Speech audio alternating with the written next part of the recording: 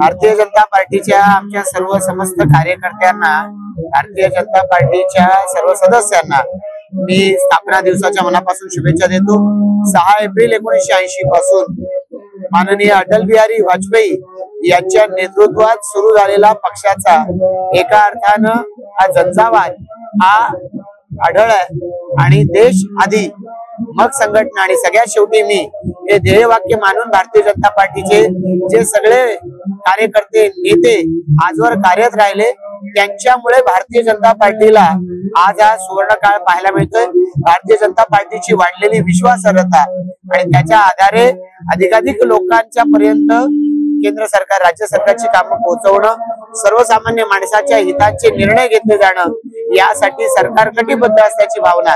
एकीकडे देशाचे पंतप्रधान नरेंद्र मोदीजी, राज्याचे मुख्यमंत्री देवेंद्र फडणवीसजी व्यक्त करतायत आणि मिळालेला यश